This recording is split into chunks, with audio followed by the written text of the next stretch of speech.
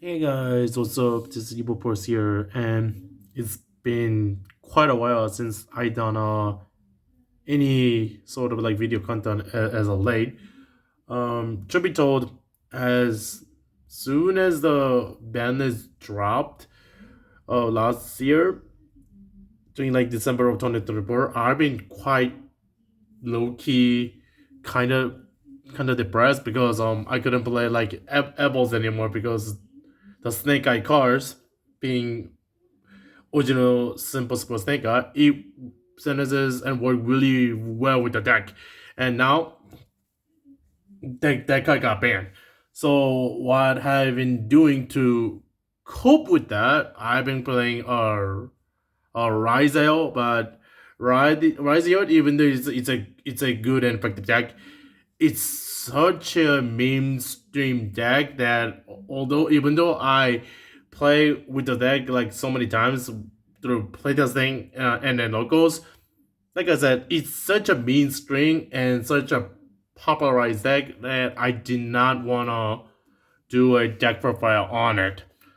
So instead, what I have been doing, I've been playing Crystron because Crystron is a synchro deck, and I like playing synchro decks because I play Vanadium ever since the day it came out. Although I don't really play it anymore because Draw Lancia are a hell of a card right now, and spoiler alert, both Vanadium and Crystron loses hard to those cards. So in the meantime, ever since Supreme Darkness came out, yes, I've been playtesting with Crystron because I also, like I said, it's a synchro deck, and many of them is a synchro deck, and I like playing synchro decks. I've been playing a hell ton of Crystron because literally the new Crystron cards, they are customized cards, and Tristaros is literally a Meek and Bisa Strapas all in one card. But enough of that. I'm about to do a deck prep video on an archetype that I've been a huge fan of ever since Age of Overlord dropped, and that is this deck. Yes, featuring the MVP Diabellstar, the Black Witch.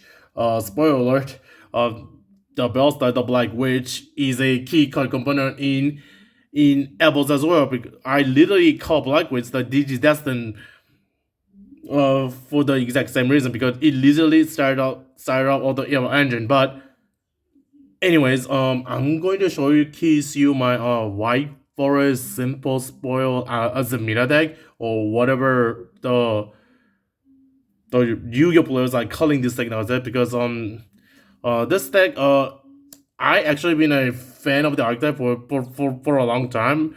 Ever since the White Forest running has become a popular theme over the meta.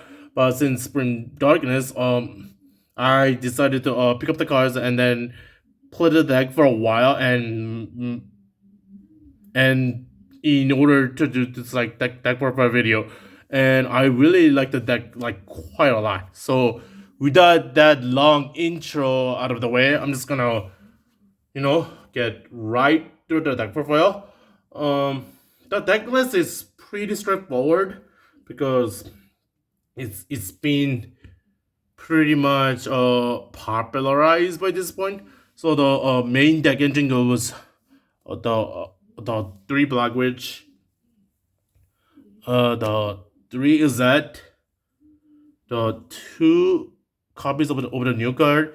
Elzette, the Azamina of the White Forest, one Astellar, uh, three Silvy of the White Forest, and one Rucia. Also, these are the main monsters for the archetype. Rucia, it's good. It's just a good extender that is also an upside goblin. Silvy is actually a good opener and starter card now with the new card. So it's mostly gonna be playing on three copies of. Astellar is by far the worst and my least favorite card out of the whole deck. Sure, this guy's effect is good, but this guy it loses like so many hand traps like Veiler, Ash, Frollos, like everything. And, like this guy sucks, but you do need it to like grind thing. I think. Two over the new card. This card is really good now. It's really good. Searchable above Z. So this card it does so many things for the deck because for one thing this is both an Azamina card and a white Voros card, so it's searchable above Tails and above Z. This is also searchable above Deception if you open Hollow Azamina already, which happened quite frankly every time that I played test with this deck. So this is another search I get above Deception, and Deception is searchable above the Diabellstar, and Diabellstar is searchable above Wanted. And this card, if you synchro off with it, it searches a simple spoil card from your deck. So that's literally like 9 ways of getting to Wanted. Basically, actually, it's like more than that. It's like 12 because of three copies of which, 3 copies of that, and 2 copies of this, and 3 copies of one, and so that's like 15 ways, maybe more, because of Rcielago also searches one in on summon, and when it's destroyed, so there are literally like close to like 30% of getting to wanted, which is accessible through this package. So and this card also has a field effect in order to fuse, so you guys no longer happen to rely on the Hollow Azamina spell in order to fuse into Azamina future monsters. So this card it does wonders for the deck. Sadly, it's not a tuner. For the archetype, if this is a tuner, this card would be like insane because this card is also recyclable off of Hollow Azamina, because this is also a Azamina monster which you can shuffle back with Hollow Azamina's graveyard effect. So if this is tuner, it'll be like quite insane. And 3 copies of Azette and 3 copies of Witch. Obviously because it literally like starts up the deck going. It is by far the MVP and engine of the deck because it searches up everything. Now to round up the simple spoil part, which is 3 wanted, 1 deception, 1 simple spoils of the White Forest, 1 Tales of the White Forest, 1 Hollow Azamina, and 1 of the new White Forest Trap. So this card is searchable above Deception and above Silvy too, because this is both an Azamina card and a White Forest card. Same thing applies to simple spoils of the White Forest because it's a simple spoil card and the White Forest card, and this card is a quick effect polymerization. This card also helps Silvy dodge up hand traps like Veiler, and Imperm, because this is like quick to pick the fuse of, like I said. So this card is really versatile. I thought about playing too because of the interaction, the hand trap set up of something, because on this card it helps you like dodge stuff. But regardless, I didn't wanna break. This is a 45 main deck count as it is, and I don't want to play a deck that's more than 45. So just one copy for now. But playing multiple copies of the card is a consideration in my opinion. And one deception, obviously, this card has more search targets now, like I said, because you can search up the trap and the new Zet. Hollow Azamina. This is basically a miracle version for the deck that is also recyclable. This is basically rolled out for the entire deck, because if this resolve and you sort of want it, it pretty much searches as the entire deck's engine. So yeah, so that's the primary engine portion of the deck. So yeah, it silences really well because you don't technically lose up in the grind game since I'm playing two is that unless the last copy get like bestial, but even then this the engine itself it works quite well together because it's quite flexible. Now the secondary engine is of course the Fiendsmith cards, which are three engraver, one Lacrima, the one Lurrie, and the two Tract and one Paradise. So the main thing that I like about the new Azamina cards is due to the fact is due to the fact that it plays through many hand traps other than draw and lockbird, and the Fiendsmith cards it falls into hand traps like a single hand trap, but not through multiple. So you use the simple spoil and the wiper cards to bait hard hand traps, and if those cards bait at least two, and then your remaining cards left either Fiendsmith card, you go Tract or Engraver, and then do the Fiendsmith line. Because these cards they're good cards in general, but they lose through so many ham traps, which are the simple spoil cards. They are good at baiting out and forcing out the ham traps so that you can play these cards. But if your cards go through everything and then your opponent doesn't hand trap you, other than Nib, then you still play through everything because the noob token they gave you, it's a light monster, and then you just leave it on the board and then make Chimera with it, and then take apart the board. So yeah, so that's the main reason why I'm playing it. Yeah, but Prince Megas in general, they're just in general really good in this set because of Necroequip and Chaos Angel exists. So that's the engine part of the deck. Now the non-engine, it's really standard. Three Fallas, three Ash, three Imperm, no Valor or Nib. I decided not to play those because Nib is only good if combining it with a secondary hand trap. But since this is such a large main deck card of 45, I find myself to not having a second hand trap to in connection with him. So I just cut that. And Valor, it doesn't really do much. The card has been fallen out of favor to a great card to like a decent card. But these nine cards, they're just good cards in general because Ash is a Ash. Imperm is better than Valor because it doesn't lose a Copper the Grave and talents and followed it just follows those quick cards in general.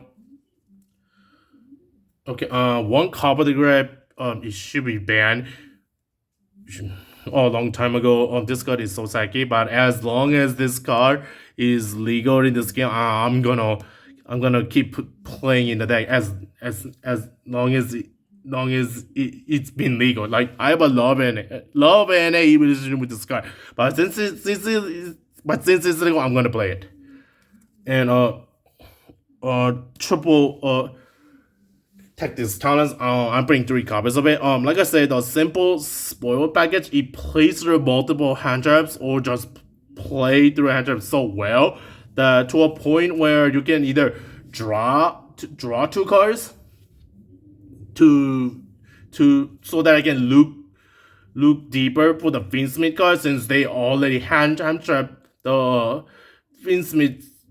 No, not the Fiendsmith. The simple spell card so much so that I can draw into Fiendsmith cards by drawing top of this. Or if I man his hand is insane and I make good of a board, I'm just gonna look at their hand and loop the last starter card out of their hand if they have it. So So I'm playing three copies of this.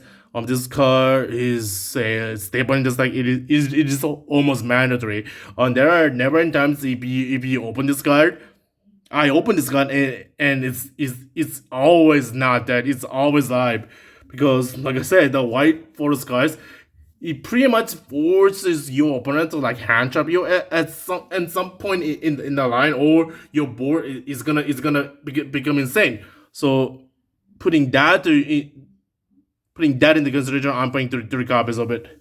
And the last three cards that I'm maining are trap guys, and these are the three main deck cards that I decided to main because a friend of mine, my testing buddy of Jake Nelson, told me to play it, and that is three Mischief of the Gnomes. Now you guys have my mind that why in the heck is this guy playing three copies of Mischief of the Gnomes? So it was either this or Black Gold Labs. Black Gold Labs is still a good card, but it is such a niche pick in the current meta. And the Black Gold Lab starts only one deck and only one monster, and you can only use one effect of the card once per turn and only once a turn. This card, you can use the field effect and the grave effect all in the same turn, and this is a good discard fodder of which and of Elzette. So, but the main reason why I'm playing this card is 4 versus Rciela deck and the Mischief deck. So for those of you who do not wonder, this card is basically versus the Rciela and the Mischief Rciela deck. If you flip this and it resolves, you pretty much vanities emptiness your opponent, because what this card does is that as on the field and as a graveyard effect, all monsters levels in each player's hand are reduced by 1. So versus the Rciela deck, sure they can normal summon like an ice or something to search X and then go combo, but they have a level 3 monster on the board, which means they do not get the X search. And since they are level 3s, they cannot go detonator or do drive.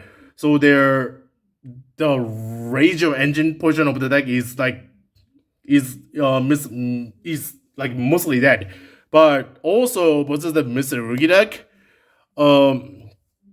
this hurts deck too for the same reason. But the main part is when they go Mischief Ritual and then you chain this, they actually cannot summon their ritual monsters out, because if they go ritual and then tribute hand or field to the deck, well, they cannot bring out the ritual monster out from the deck because those monsters levels are reduced by 1. Same thing if they choose to ritual summon from hand, because guess what, that ritual monster's hand that they're trying to bring out is also reduced by 1, making it 7. So this card is basically, if it results versus the Mystery Ratio deck, it, like I said, it's you pretty much vanities emptiness your opponent. So, and then since all monsters on the hand are reduced by 1, they cannot even go ratio combo or go detonator or do drive or make dollar or go king of the realms. This card is insane. I decided to main deck 3 copies of this card. Compared to the three Black Gold Labs, and I think this is a fantastic card right now. To a point where I'm maining all 3 copies of it. But the main reason why I am playing it is because of my testing buddy and the good friend of mine, Jack Nelson, told me to play it. He actually talked about hacking this card specifically for Mischief Rciela, because this card it completely like destroyed that deck, and then you guys might wanna try consider playing it. It's such a good card. And unlike Black Hole Labs, you can use both of these cards pairs once per turn. So yeah, this card's insane. Alright, so that's the main deck count. It's a 45 card main. And for the extra deck, I'm just gonna run down real quick because this is already a 20-minute video. So for the extra deck, the four synchros. Yep. For the fusions, Rcielago and the Silvia. One Desirae, one Necroequip, one Guardian Chimera, and one of the new fusion, the Magician's Chorozo. If I open with the white force cards, I can't fuse into Necroequip to go into Chaos Angel. If I open with Fiendsmith cards and white force cards, I go this and then just synchro off into Chaos Angel by using the Engraver. The Fiendsmith Link Monsters, Requiem, Close 7, and Sequence, and SP Little 9, and this card, A Bao A Qu. This card is really good in this deck. It's not insane or broken, but it's just generally a good card to play in this deck because this card pretty much says that your Desirae never really dies because you can banish this card and then target the Desirae and then bring it back. This card also is an interruption, but this is your opponent because of Silvia's if they out it. So yeah, that is pretty much the main deck and extra deck. Wow, the perfect video took longer than I thought. Yeah, but with that being said, this deck is fun to play. I like the deck's concept, and I can't wait to play this deck in fully. As usual, this deck portfolio is just a rough draft, not a final drop one. So yeah, that being said, I'm gonna sign out and peace out, guys. This is Evil signing out. Peace out, guys. Peace